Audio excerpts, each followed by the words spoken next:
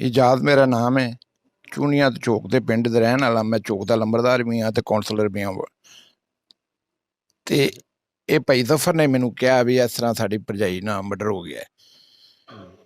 मैं पुलिस नूं तलाह दी, SHO साहब नूं तलाह दी, पुलिस मौके ते लैके आया। फिर इन्हें इत्थे मौके ते उन्हें घर लैके आया, विखाया वकूआ। इन्हें कहा जी वो पता नहीं आप चली गई है, कि अगे पिछे चली गई, किसी बच्चे नूं लभदे फिरने आ जी। पुलिस नूं मैं दोबारा वापस कर दिता।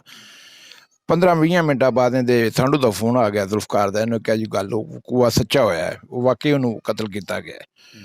वो दोबारा फिर असी लभदे लभांदे वेखे इन्हां दे भाई नूं, जफर दे भाई इहदी मौके दे उत्थे चले गए ने, जिथे उन्हें सुनिया सी भी लाश सुट के आया नहरां, लैंका नहरां च। वो लैंका नहरां ते गए तो वाकई कन्फर्म लाश उत्थे मौजूद सी, तरन डी सी पानी च। पुलिस नूं लै के बाहर कड्ढिया ते उदों बाद लाश पोस्टमार्टम हॉस्पिटल लैके आ गए।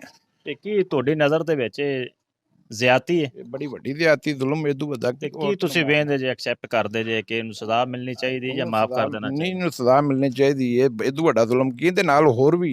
ਅੱਛਾ, ਆ ਵੀ ਇਹ ਇਕੱਲਾ ਨਹੀਂ ਹੈਗਾ, ਔਰਤ ਨੂੰ ਇਕੱਲਾ ਮਾਰ ਵੀ ਨਹੀਂ ਸਕਦਾ। ਉਹ ਤਾਂ ਬੜਾ ਇਹਨਾਂ ਦਾ ਦੋਹਾਂ ਜੀਆਂ ਦਾ ਪਿਆਰ ਸੀ ਆਪ 'ਚ। ਵੀ ਅਸੀਂ ਇਹ ਪਿੰਡ 'ਚ ਰਹਿਣ ਵਾਲੇ ਹਾਂ, ਸਾਨੂੰ ਪਤਾ ਸੀ ਦੋਹਾਂ ਜੀਆਂ ਦੇ। ਅਗਲੇ ਦਿਨ ਇਹਨੇ ਤਕਰੀਬਨ ਇਦੋਂ ਪਹਿਲੇ 2 ਮਹੀਨੇ ਹੋ ਗਏ ਨੇ, 3 ਇਹਨਾਂ ਬੱਚੀ ਦੀ ਸ਼ਾਦੀ ਕੀਤੀ।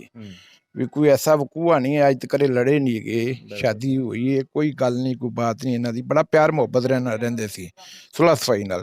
ते तो हैरान आ भी ये अल्लाह जाने भी ये की साजिश है।